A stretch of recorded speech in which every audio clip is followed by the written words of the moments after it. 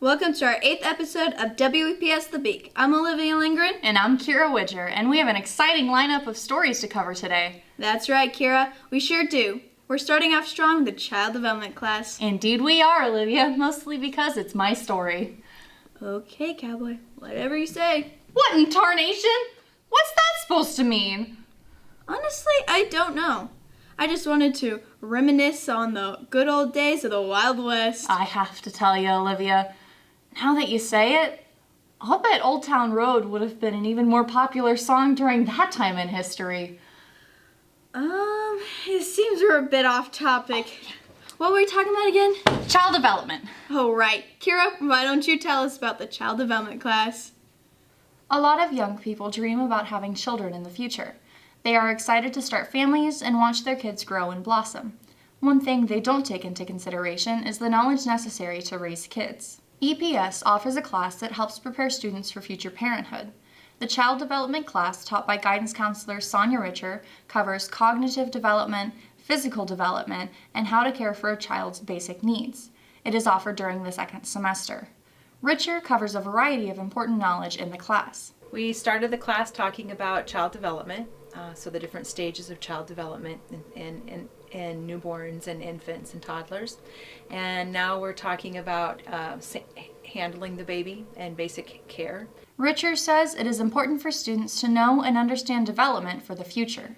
A lot of students have a life goal of having their own family and or at some point will be a caregiver. So yes, it's important because we need to make sure that we know how to handle babies and children safely. Learning to care for a child from a book can be tough. As a result, Richer has scheduled some hands-on activities to help students learn more about childcare.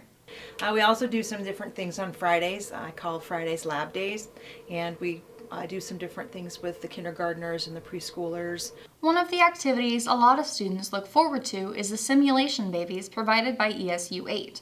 According to Richer, these babies are good practice for students. Where each student will be able to have a baby that has sensors in it to detect different infractions and basic care. Even though it is a simulation, it does give them a real life experience of having to take care of a baby 24 hours. Senior Allie Wemha feels this class will help prepare her for parenthood. Obviously, I want to be a mom later on in my life, so I think it's important that I know now already how to care for a child. One hands-on activity the class has already completed was working with baby Benson.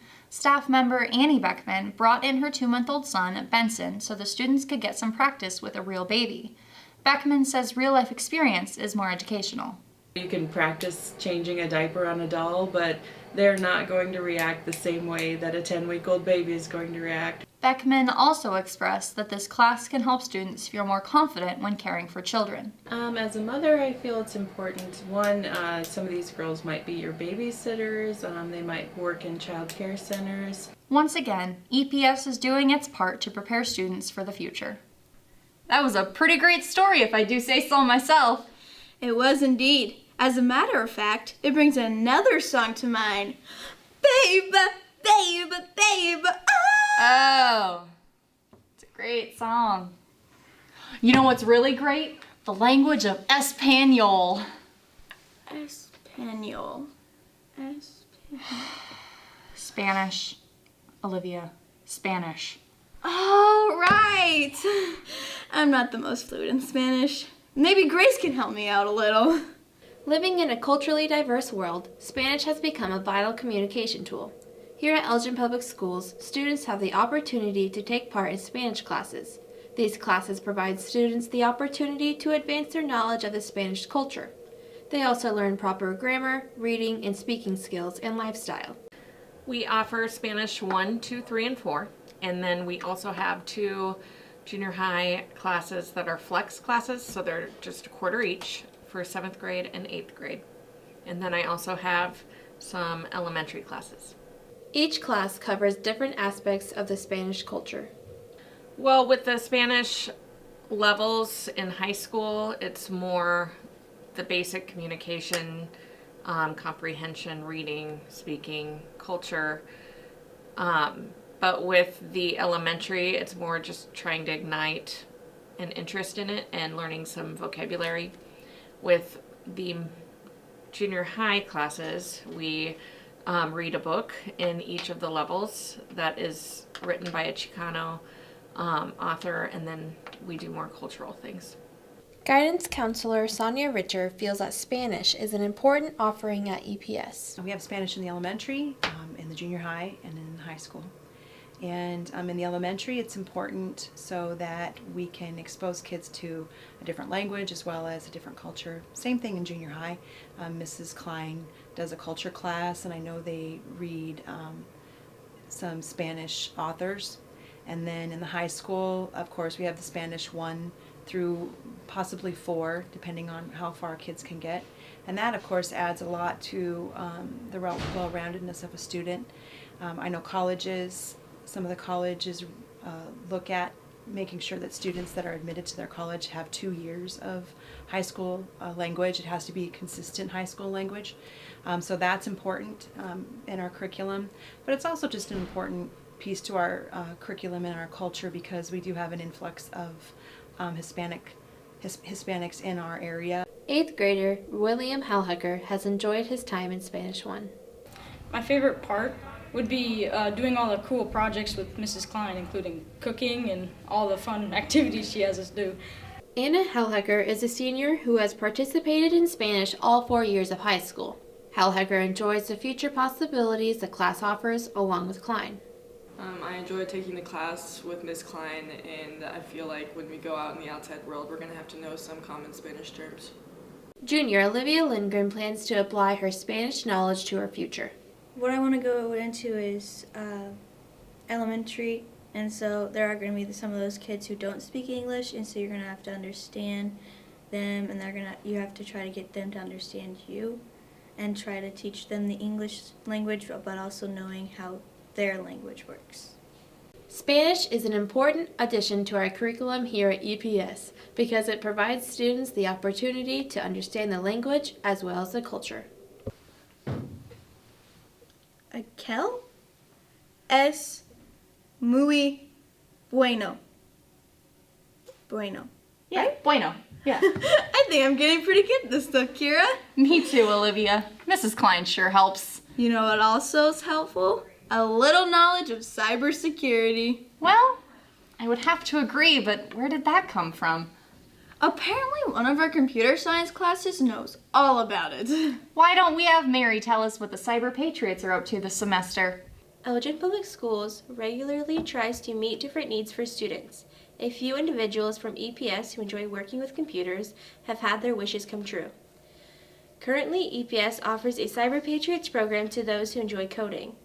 According to Coach Becky Lindgren, Cyber Patriots is an organization that appeals to students interested in technology and computers. And it's a competition where groups are put in the position of new hirees at a company, and they try to find the vulnerabilities in that company's operating system. According to Lindgren, Cyber Patriots competitions require a lot of hard work. The kids have 6 hours to log in and look for vulnerabilities on up to 4 different systems. Lindgren bases selection for the group on class enrollment and prior experience. Well, this year I asked all of the people that were in my computer science class, and they all said yes, and a full team is 6 students. So I went through a person that I had in class that was on the team 2 years ago as kind of my, how do we do this? And that's how Adam said yes. Junior Adam Drager is a second-year participant who enjoys Cyber Patriots. Drager believes that the members can learn a lot by participating. Well, I'm just trying to get a better understanding of how computers work and how to secure my own computers later on in life, or even my computer at home. Junior Tyler Iberg also enjoys being in Cyber Patriots. He has important goals he wants to achieve in this activity. I want to learn how to protect against hackers. Freshman and first-year participant Riley Vidamvos likes the teamwork aspect of the group. To me, it means you work as a team to fix problems on a computer, and you can all help each other based on what you know. The Cyber Patriots team competes a number of times throughout the year and is getting stronger with each contest. Wow, that was really interesting. Thanks to Mrs. Lindgren for sponsoring the group. Yes, and I think Mrs. Richard also played a role in getting that program off the ground. Yep, Mrs. Richard is a busy lady. I heard she also played a role in the subject of our next story. Here's Mateo with a story on our new in-school therapist. Across the nation, nurses and doctors treat physical illness each and every day. Yet, all too often, we overlook the importance of a healthy mind. Thousands of people in need of help go untreated. Some are unable, or unwilling, to get that help for any number of reasons. Elgin Public has decided that this should not be the case. They have recently hired a therapist to work directly along with the students at the school. Guidance counselor Sonia Richer learned of school-based therapy last year. Richer and the principal, Greg Wemhoff, interviewed Good Life, provider of school-based therapy. The school decided to extend an offer.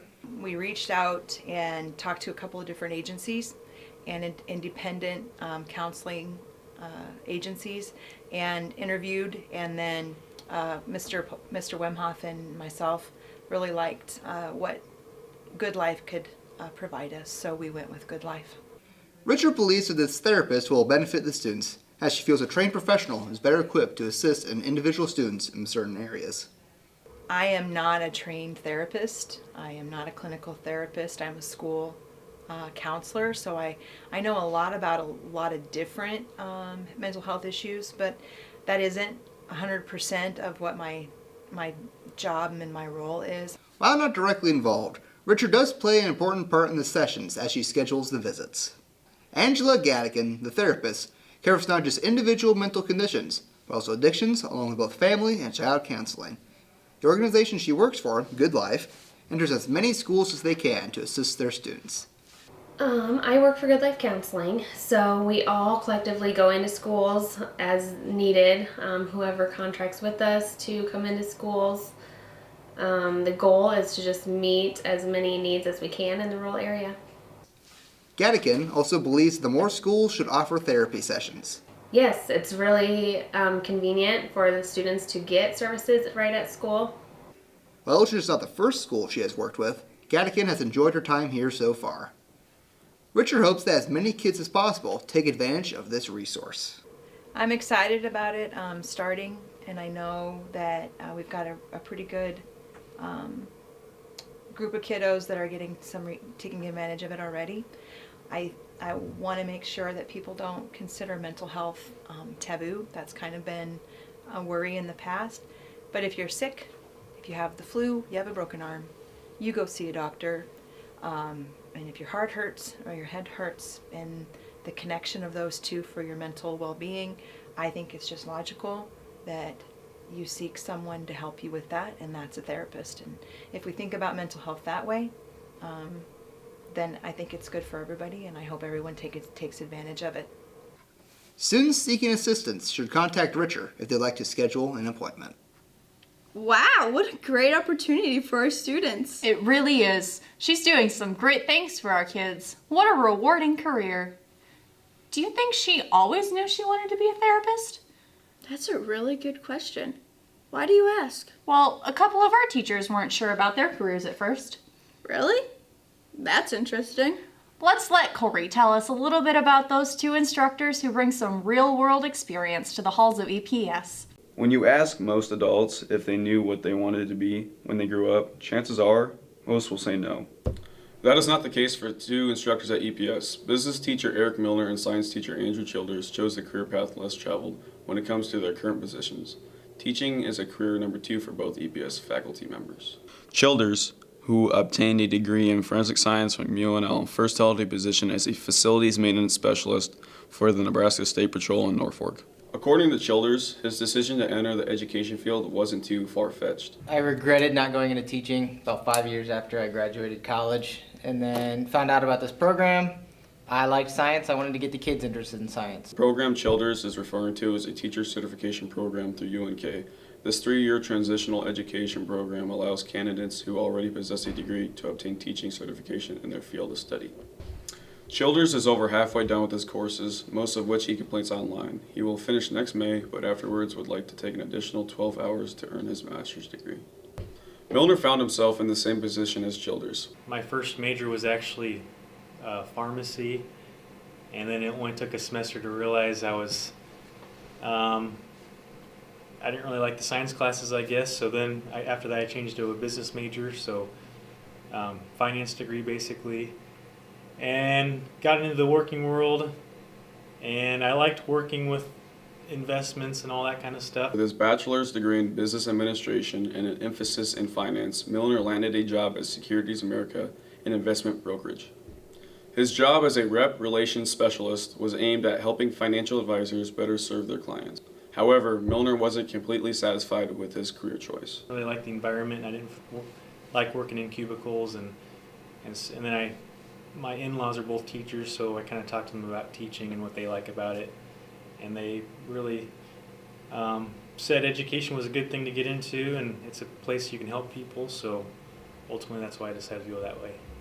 Milner completed the same program Childers is currently enrolled in. However, Milner finished the process prior to accepting the position with Elgin Public. Childers enrolled in the program when he accepted his position. Students at EPS are pleased with these 2 instructors who came to them from a non-traditional route. Senior Hunter Reisman is glad Milner made the decision to become a teacher. Mr. Milner is a very intelligent teacher.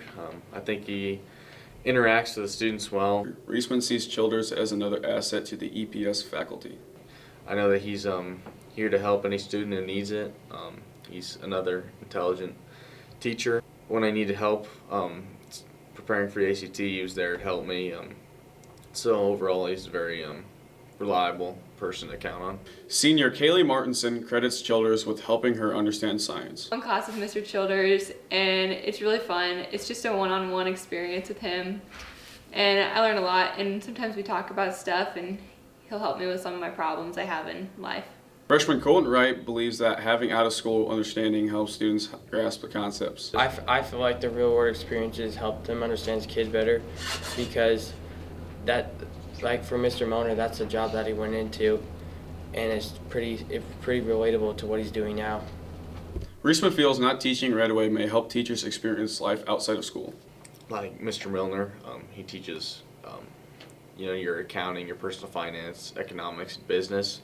So having a background in that area allows him to give his point of expertise and explain it better and describe it in a real world setting.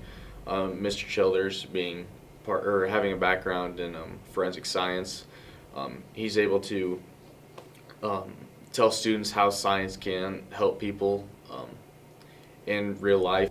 In addition to teaching, Milner serves as the school's technology coordinator. He is also the junior high boys basketball coach and coaches junior high track in the spring. Along with his educational duties, Childers is the assistant wrestling coach as well as the assistant golf coach. Both teachers are a valuable asset to EPS, and we are blessed to have stolen them from their original career aspirations. Thanks, Corey. Wow, that was a great lineup of stories today. There's a lot going on. It's getting kind of hard to keep track of it all. Thankfully, our crew here at the Beak can keep you updated. We hope you enjoyed this latest episode. Be sure to check out our newsletter. And follow us on Twitter. I'm Kira Woodger. And I'm Olivia Lindgren. Join us for the next episode of W-EPS The Beak. On air. And print. In the know.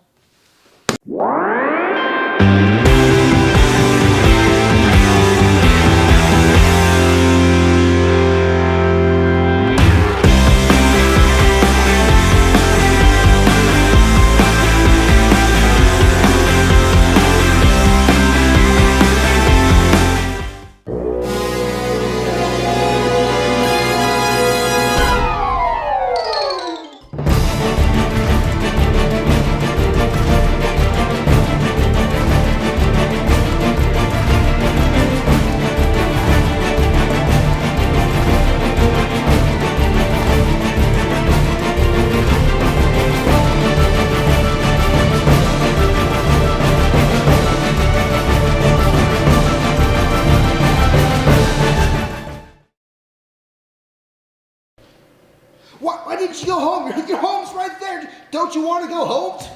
Answer me. Why didn't you just go home? And that's all he says. No. Yeah!